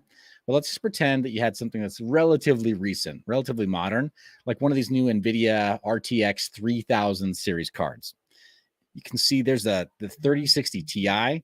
Maybe you got something a little bit, got a little more guts, like a 3080. Just going to put that there. What this is going to do, this website, is it'll show you all of these different coin hashing algorithms, and it kind of pre-populates all the performance of those cards. So you don't have to figure that stuff out. They've kind of got it all figured out for you. Scroll down, and then you just put in roughly what the cost of power is where you live. You can find this by looking at your electricity bill, or you can call up the utility and say, hey, can you do a rough breakdown for me and give me my line item on what my basic cost per kilowatt hour is, after all my other fees and everything else are paid. Can you read through my monthly bill for me and help me figure out what my cost per kilowatt hour is, all in? Not the line item, but the bottom line, all in. How much am I paying? Put that number right here. It should be a few cents, but the national average is somewhere between 12 to 14 cents. I like putting 14, so you have a worst case scenario. You can also choose which exchanges you might be interested in possibly selling or trading your coins at, so you don't waste time having exchanges here that you would never use. So I only have a limited number here. I like also putting the averages here. Profitability for 7 days, so nice long range there, and then averages for the revenue. I also like playing the long game here. You want to be able to set this stuff and just forget it. Volume filter I like using for trading purposes, but it's not essential. You can put any volume. It's just a good filter to get rid of some of the coins that are less valuable. But then you can just hit calculate. It'll kind of flash there for a minute, and then it'll give you all these results down below when you scroll down to in stacked ranking. It'll show you which coins are most profitable, and it'll show you on this far column here the revenue versus the profit. So you know roughly how much you're making before you pay your power bill, and then how much you should take home after. So Ethereum is still kind of king. Until it goes to proof of stake, it's going to be really hard to beat Ethereum profits. There's a company called NiceHash that will pay you. They offer to pay you a little bit more, but generally speaking, they're kind of a centralized service. Think of NiceHash as kind of like the Coinbase of mining. I would avoid them personally. There are some problems there, but mining directly on Ethereum on that graphics card, it's almost $2 a day of pure profit. Like if you don't need to deal with a power bill, maybe you're able to, get this thing running at leave it at the office, leave it running when you're not at work or something. And that's a terrible thing. I did not advocate that you should go and cheat your employer out of their electricity, unless you can. But about $1.80, or in that case, if you're not paying for power, almost $2.60, leaves a lot more meat on the bone for you. That's every single day, day in, day out, weekends, holidays, whether you're asleep or you're awake, no matter what. As long as the machine is running and mining, it's returning that amount of profit. So that's a great way to start for free if you already have a GPU in like a gaming rig right now. But to answer your question, Sean, if you know somebody who's considering like capitalizing a little bit of investment into mining, then I would say we're almost at that time. I'm going to go ahead and jump over to eBay live. All right, cool. Nothing too crazy over at eBay. No NSFW content to get you flagged here. But you're going to start seeing a lot of GPUs come into the used market. So I'm going to start by looking at something a little bit older, GTX 1080 Ti. This was the top of the line just a few years ago. I mean, it's been a little while. If you're looking at these, they're starting to come on to the market for what, $400, $315. That's not the best. Yeah, I definitely wouldn't say that's the best. Or RTX 3060. Got those in the 12 gig model, looking at almost the same price there, right? Some of these are even new. There you go. They're saying that they're brand new, but if you look for something used, these prices are going to be coming down very, very soon, because unfortunately, it's a sign that the profits for mining are also coming down. So you really have to like try to make a penny squeal here on your hardware purchases. Don't just go buying the first GPU that you see to throw it into your mining rig, because it's very easy to overbuy right now, and it's very easy to miss the correct profit window after you've bought some hardware if you do that right now. So yeah, I would say just really pump the brakes on it. Take account of what you already have right now. If you know somebody who has a gaming rig, maybe even just ask them like, hey, do you mind if I use your gaming rig at my house for a while? Just try to source what you can without going out of pocket for a little while, because you're going to see these prices hopefully kind of shift a little bit very, very soon. But yeah, I think very soon you're going to see these prices come down, and that's the biggest thing. If you have $500 worth of GPU to pay off, then at an average daily profit of like $1, that's 500 days before you're even made whole on that investment that you made. You don't even start making profit. Don't even really start being profitable till after those 500 days, right? So that's why you got to be really cautious about whether or not you capitalize a lot into mining right now. Hey, TPA is here. Actually, we were talking about you, TPA, and the Luna thing. Okay, so I was going to tell you, it's when it comes to like hardware. My son Ted, he's an ace. Built me a super mega computer, which I still need to switch everything over to and get over there, which is one of the reasons why I got booted right now, because my old computer is very slow. But as far as building a rig, I don't know what all you went into now. Any kind of rig, what? Because you were talking, I watched the show where you were talking about that prices are coming down, and people are able to get a hold of GPUs a lot easier now. So what do you recommend people get into? That's a tough one, man. I to be just really, really blunt, I said it a little bit earlier, but I'm really urging people to be just super cautious right now. Don't ape into stuff because you see that there might be some profits in mining right now. You got to, it really won't kill you to wait a couple of days, a week, two, really read up on it, use the calculators, the profit calculators, even just something like What to Mine, which is very simple, and try to make a really in-depth plan about what you hope to achieve with mining well before you buy anything new. And in the meantime, just take an inventory of yourself, your friends, your family, and then it's like any other. It's like when you're bootstrapping a business, right? You beg, borrow, steal. Try not to steal, but beg, borrow, steal. Get your hands on as much of this really great hardware as you can without spending money. So let's look at the GeForce. What do I have in here? In that one, you have a 2060 Super, I believe. I have a 2060 Super. Or 2070 Super. 2070 Super. Right Nice. now is the 30 series. Speaking to his mining, if you're interested, a big problem is the power consumption on the new cards. So the rasterization process that you need for mining, the most efficient way you can do it is with the higher end cards. How do you know more than I do about mining? Because I know about computers. All right.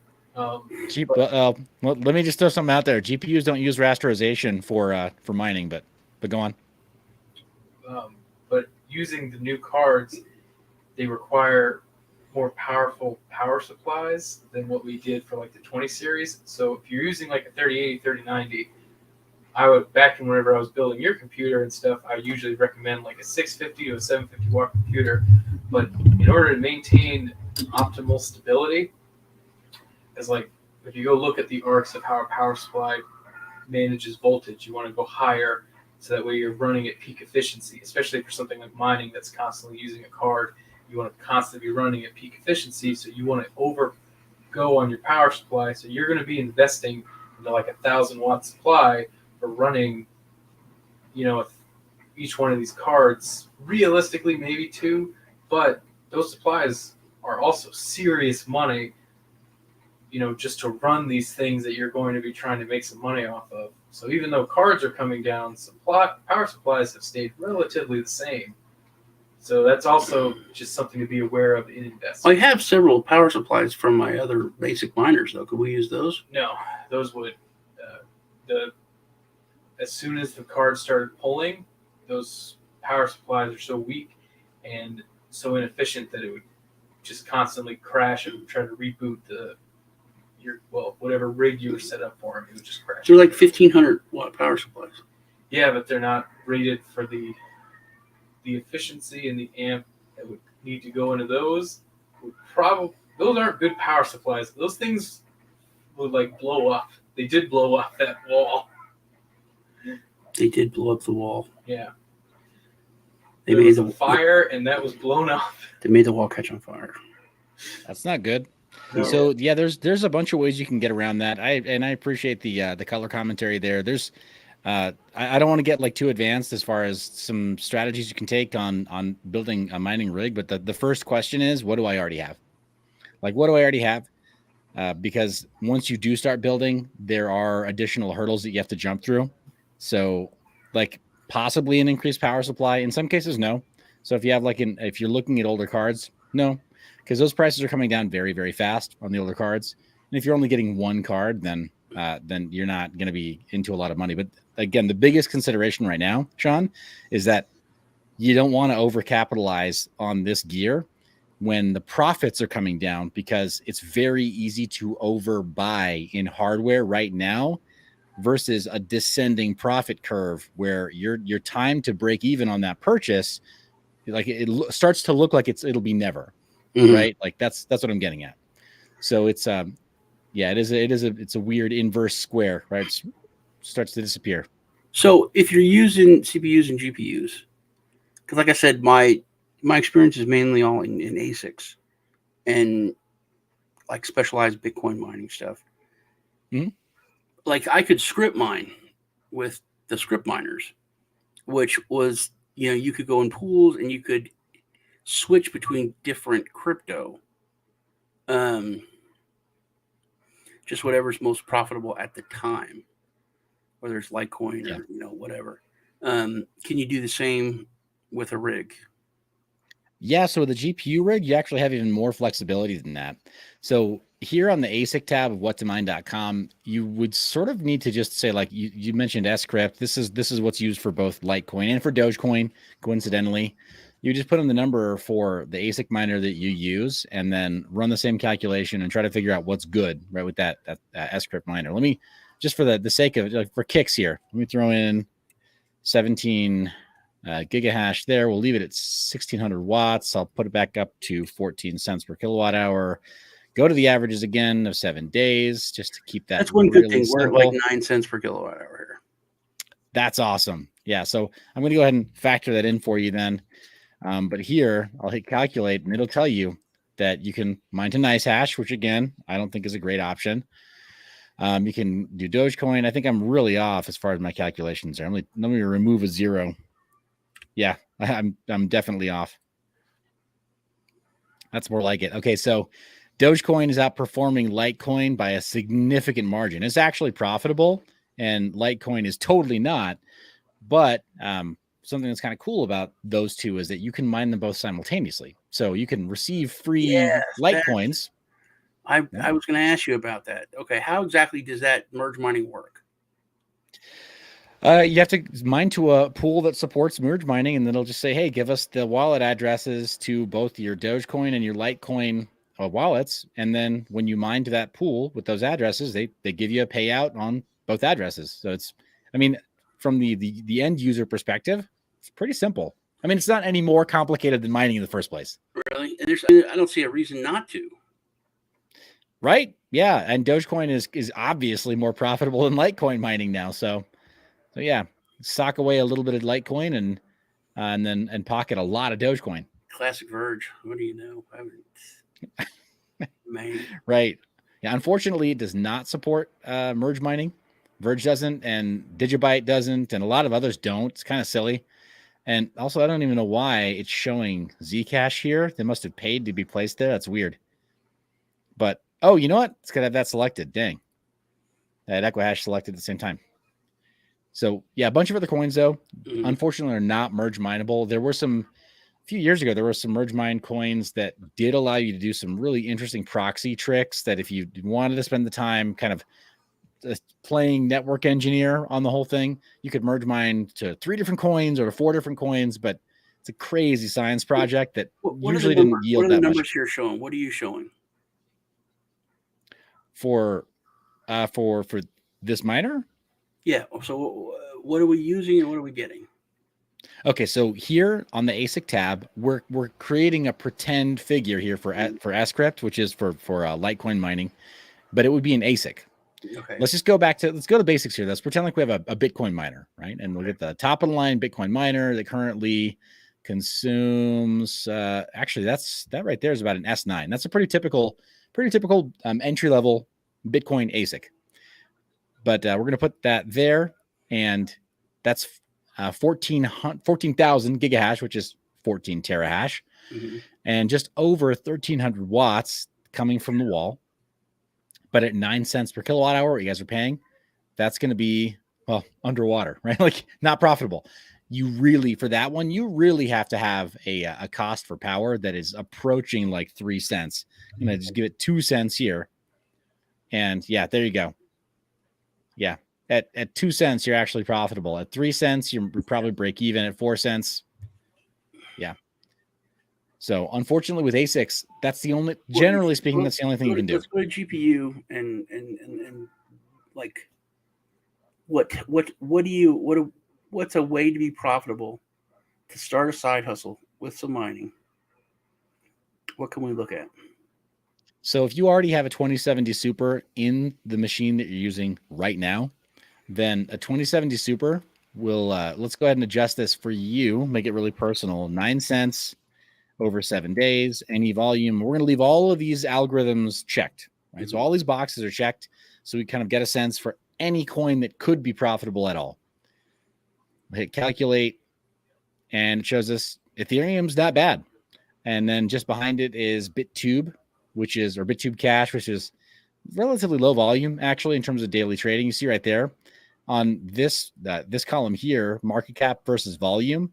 The market cap is just shy of $250,000 on BitTube Cash, so it's not a very liquid coin.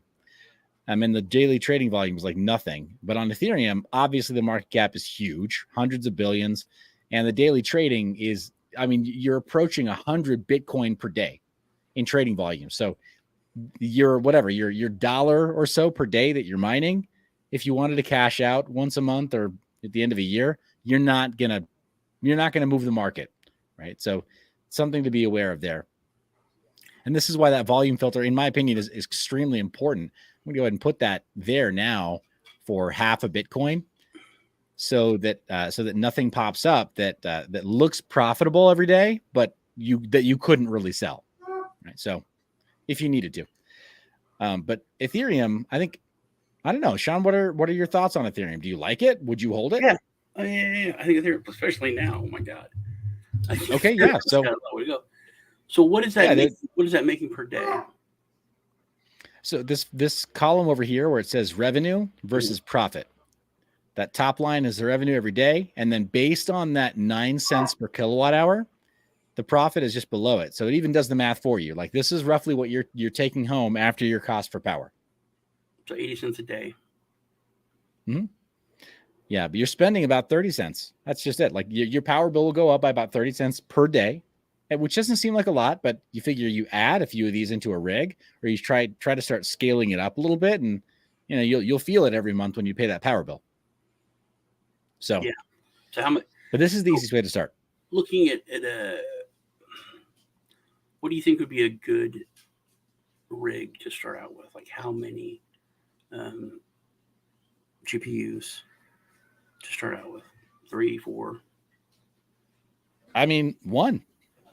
nail it and then scale it. If you already have that's what I've been saying the whole time though, man. Like if you already have some GPUs in some gaming rigs, then try out on one to see like, okay, let me refine how I do this. Do I want to just run them overnight, for example, when I'm not in, say, like the bonus room or like a game room or like in a garage or someplace where you have that rig set up? Let it run on a machine that you already kind of use for something, and then just kind of see how it performs, and then determine like what's the best way for me to do it. Do I let it run 24/7? Am I retiring a computer that I can just leave alone 24/7, or am I just going to let it run overnight? So I'd say just start with one, and if you have multiple machines, then treat them all like just the one GPU could be the only thing they ever run for now. But see that question from Santino? That's a great question. Saying, yeah, and I heard that too. So yeah, I would look at it over here, but I see that question about Nice Hash. Nice Hash, I'm not a big fan of. There are a lot of people who, again, it's like the Coinbase. It's like the Coinbase of mining. It's very easy to use, but there are some serious problems with it too. One of the best ways to mine is just to download the software directly. There is Phoenix Miner, which is really simple, but a couple of and it runs on Windows or it runs on Linux. There are a couple of mining softwares as well that you can just put on a thumb drive and you can run your computer off of Linux. And then it's got a lot of the deals with a lot of the drivers and a lot of the computer configuration for mining. I'll say it's not the simplest thing in the world, right? It's not like just powering up Windows and making it run. But if you already have a computer that's already set up, you can download software that just mines the way you need it to. So yeah, let's see. Yeah, Phoenix Miner is the top recommendation though for just mining Ethereum. It runs no matter which kind of GPU you have. But then you'd have to go to the mining pool and figure out which one you want to mine to. So let's just say if you definitely wanted to be Ethereum and not something else, which it looks like based on the profits right now, it kind of is Ethereum or bust for at least that 2070. What I would do, go to. And what about the fact mining, that Ethereum's moving to stake? Well, I'll believe it when I see it. They've been saying that since 2016, man. They really they have. They told us that they would deliver proof of stake in 2017. We're going on over 5 years, man. It's been a long, long road. So I'll believe it when I see it. Even when they said like the end of this year that they would finally deliver it, they pushed that back by saying it was going to be another 6 months. So they've got a lot of problems to sort through before they can successfully move to proof of stake. And I'm not trying to like make fun of the core dev team or say that they're doing it wrong or whatever. It's really hard to do. And so they're taking a long time doing it. So I wouldn't worry about it yet, but I wouldn't go buy new hardware just to mine Ethereum either. Right. Mm-hmm. Those things are both true, right? Like that it's uncertain when they're actually going to launch, and profits are pretty certainly going down right now. Right. So it's not a good time to like go buy a bunch of equipment. So this is called miningpoolstats.stream. And it shows you all kinds of stuff for mining. These are the top proof of work coins. Ethereum, I'm going to click on that, and it's going to open up a new page that just shows me all of the mining pools, all the major mining pools for Ethereum. And I can see what their fees are. I can see about how much of the hash rate they have. Hivon, I think it's not bad. They say it's 0, but that's not always exactly true. Yeah, it's an interesting question. What about Ethereum Classic? I hadn't even thought of that. When, let's say Ethereum does move to proof of stake, what happens to Ethereum Classic? Ethereum Classic, it might sound crazy, but Ethereum Classic might actually suffer because of that. It might not get a lot of the hash rate that people are expecting would go to it. It's more likely that hash rate is going to go to other coins. And let me show you a little bit. It will remain proof of work. It will. That's true. So Let me show you my portfolio. This is something that I show my audience often over on Mine Your Biz. So we got a little GPU mineable portfolio here. It's just of coins that you might be interested in mining or that people have historically mined on their GPUs, and kind of their recent performance I think I just recently got rid that one BitTube Cash. I think I actually deleted it from this portfolio because it was performing so badly. But Flux is kind of high on that list. Everything's kind of, everything's just been destroyed the last week. But I mean, you got to look at some of the fundamentals, right? The market cap, the liquidity, something like this that's just barely over $1 million market cap. Even if you were profitable on a coin like this, you probably couldn't sell it if you wanted to. And you might not want to hold it because it hasn't held its value very well. We did in our portfolio a paper trade of $1,000. It's down 82%, bro. Like, that was a terrible hodl right there. Terrible coin to hodl. Some others actually maintained some profit. Ton Token, Equilibria, some others that are in the green, even after a long-term hodl, even after the recent carnage. And one of those is Flux. So Flux or Flux Network, let me kind of expand the view there. Very healthy, vibrant market cap, very healthy, vibrant circulating supply. And I think it's not showing the fully diluted market cap. It's just showing the actual based on the circulating supply. So it's done really well. And I think that a lot of the hash rate, Sean, is going to go towards projects like this. Maybe not all here, but a lot of projects like this are going to benefit from Ethereum's change to proof of stake. And I think that Ethereum Classic won't be one of the top coins that gets some of that hash rate. So, all right. I have one last thing I wanted to ask you because this was brought up, and I didn't really think about it. So Bitcoin is, I mean, we're coming up on another, just cycle with, a winter and then a halvening and so on and so forth. Yeah. Wash, kind of rinse and repeat, but it's getting low. The rewards are getting low, and eventually they're going to stop. They're going to go away. What will happen and how will miners make money? What will happen to the network when that happens? How will the network survive? How will Bitcoin continue to move forward? And how will people be profitable? That's a great question. So let me pull up another tool that I like to use. There we go. And that's fine. There's a problem right there. But this is on a website called Brains, spelled with 2 I's, and it is they make really advanced software for Bitcoin ASIC miners, and they can help you kind of do some of your planning around stuff like that. There used to be, back in the day, Sean, there used to be calculators like this that also helped you factor in the halving cycle, as well as the potential for variable network difficulty, and having there be an arc to network difficulty and an arc to some of the global net hash. Because they're complex systems, right? A lot of variables go into making these kinds of projections. So it's hard to just say it's definitely going to go like this or it's definitely going to go like that.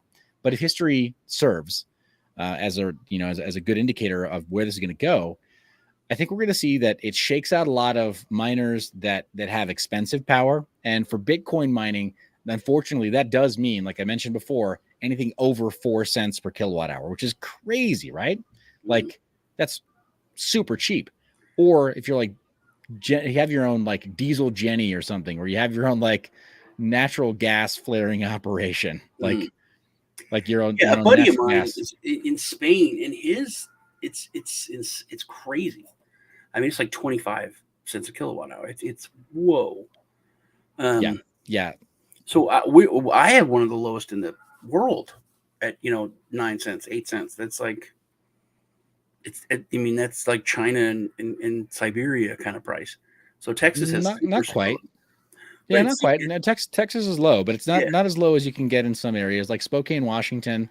They're not making any new friends. They're not really allowing a lot of large scale operations. But Spokane, Washington, anything along the Snake River, because there's a lot of hydroelectric in that area, they wind up being able to generate power and deliver power. In some cases, if you have a corporate contract, if you have an industrial contract or a heavy manufacturing license, you can get your power for 4 to 5 cents there. But that's super rare. That's a lot. Yeah. Yeah. Which I'm sure Yeah. I could do that, but just as a regular Joe in Texas, you could get 7 cents. Yeah, that's awesome. Yeah, that right there is super cool. But let's see.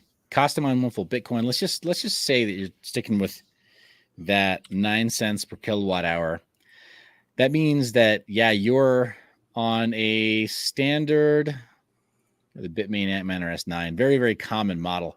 Yeah, on a standard Bitmain Antminer S9, your cost to produce one full Bitcoin, you're grinding out about 46K, man. Not exactly a deal, right? And with that old model, you have to be, there you go, below 6 cents. Otherwise, you're not doing so hot.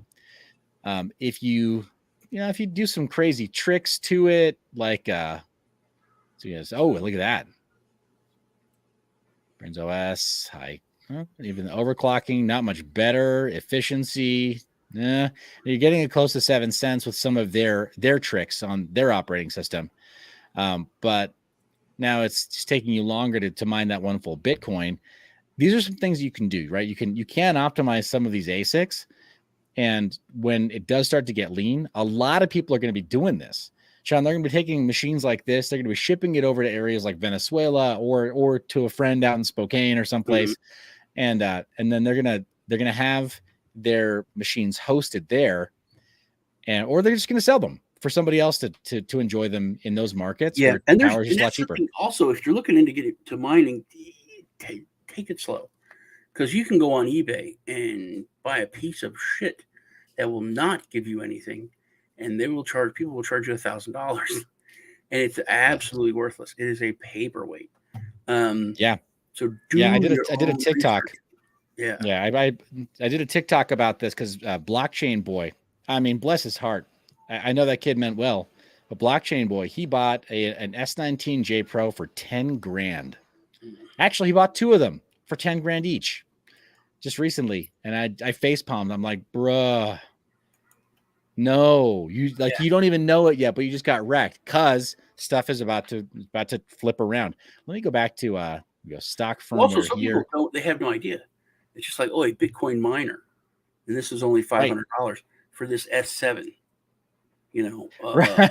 It's right. Like, okay. Right. So I'm going to do this. I'm running the numbers right here live on your show. This is the model that he bought for $10,000 per unit. Now, thankfully, he can break even at 15 cents per kilowatt hour. But here's the thing. He lives in LA. He's not getting 15 cents per kilowatt hour. He's getting 20, like your friend in Spain. So he's underwater right now trying to mine at home.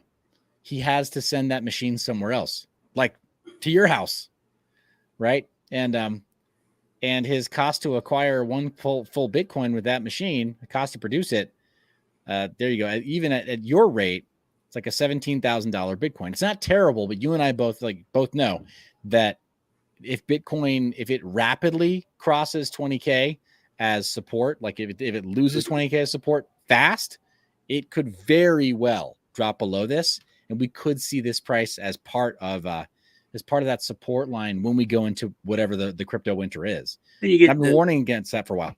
Then you get to the point where it's just better to buy Bitcoin. Instead of paying for the electric, just buy Bitcoin. If you're mining at home, but if you know some place where you can source the power, and here's where it's great to know somebody who works in manufacturing, or great to know somebody who works in a very heavy electricity heavy electricity consumption environment. It's like heavy manufacturing or whatever else. And just say, hey, can I rent out a corner of your workshop or whatever? Like, would that be cool? Can I rent out or rent out some rafter space, or rent out whatever, in your storage space here, storage closet? Well, even back in the day, and this is, before what we talked about in the beginning of the real estate prices skyrocketing, it was not that. I mean, to downtown Killeen, you could get an office for $250 a month. In cool. In a shitty part of town, you could just set it up, put some soundproofing on the walls, turn the AC up, and use it. Well, yeah. If I was looking at Siacoin back in the day, and it's like this would be a legitimate. I mean, it's worth $300 a month to not have to have the noise in my house, to not have to to worry about it. it was just it was a smart thing to do.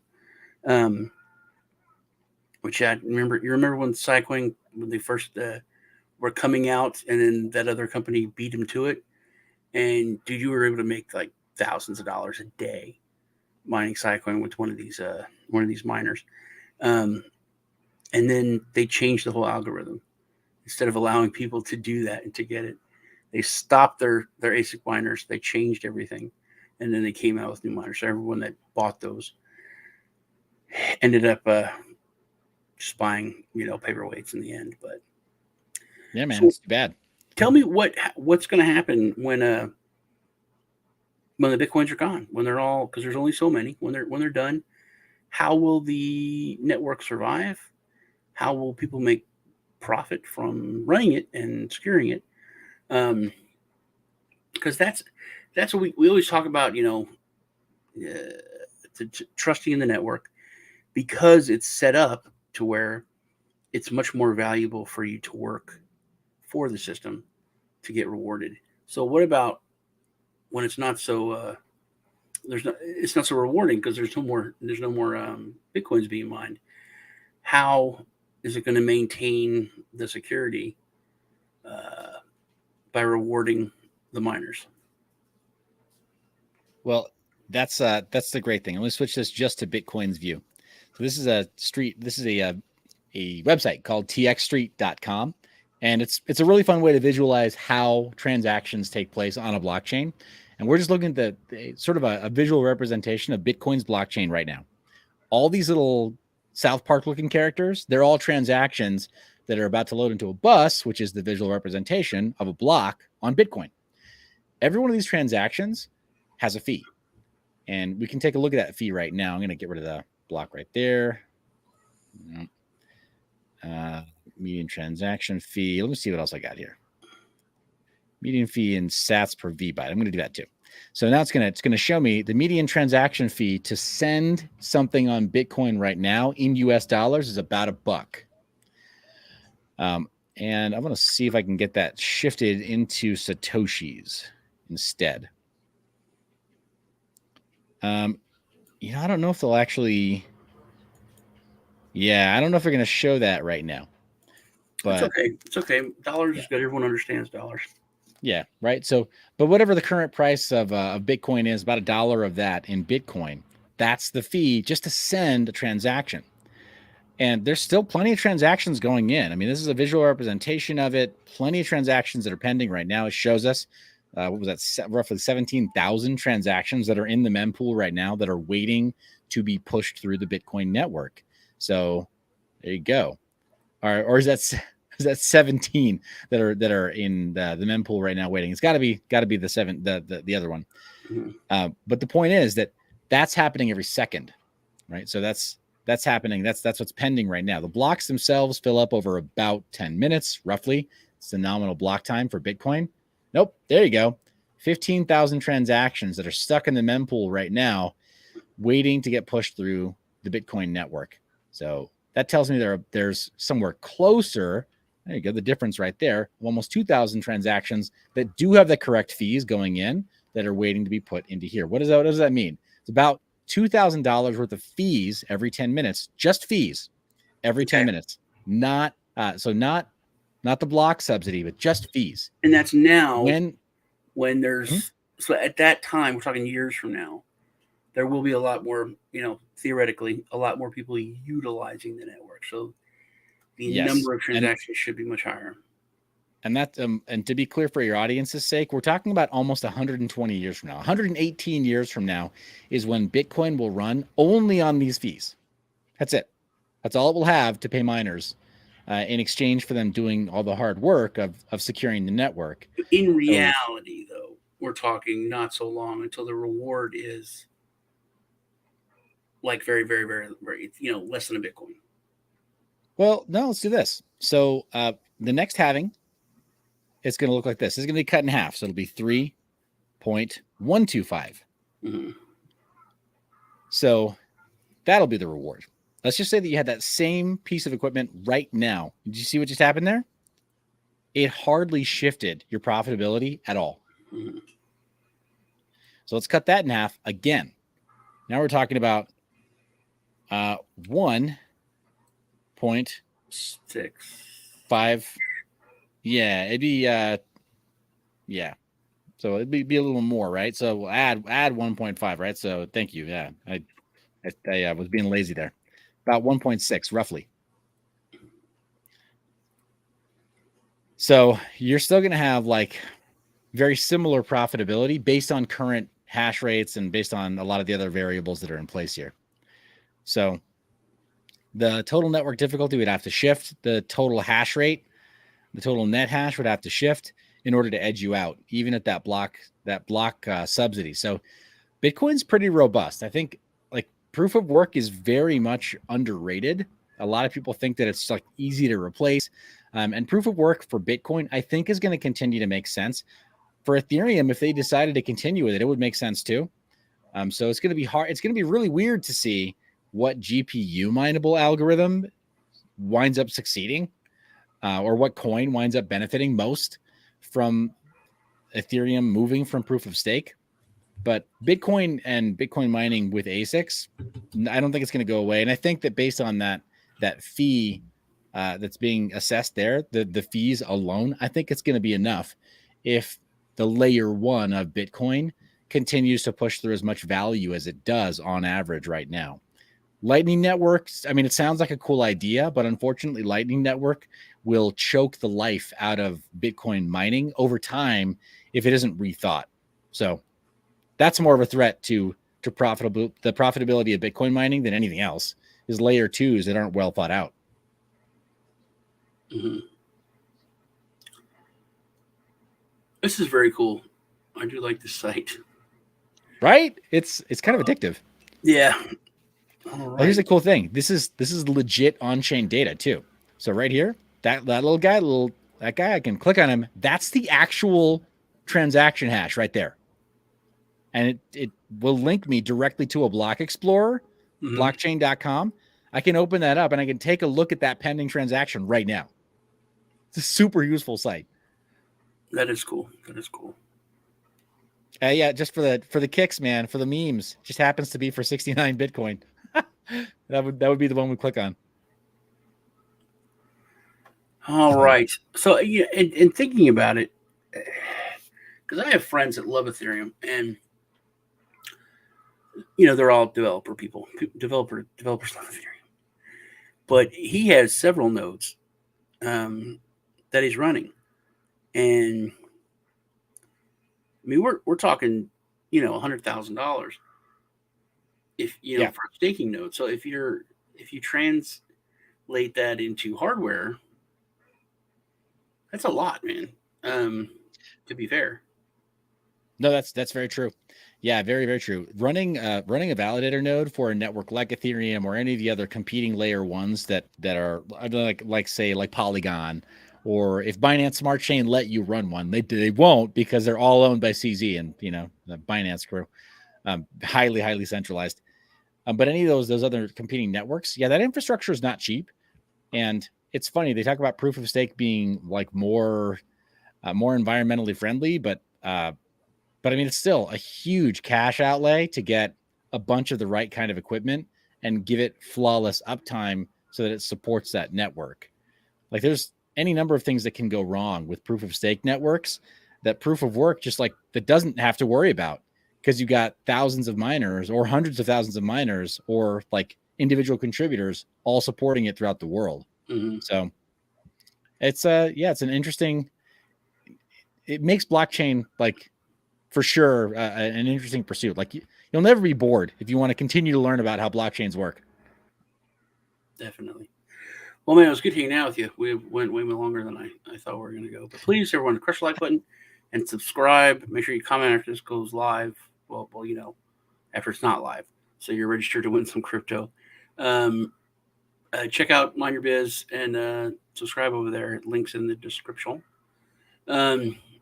I appreciate you coming on, man. We need to hang out some other time too. It's always fun talking with you. I knew we would go on a tangent, but I didn't think we'd go this long, man. I literally thought it'd be like a 25-minute show. I'm going to ask you about, the mining stuff and then stuff for my sister and my kid.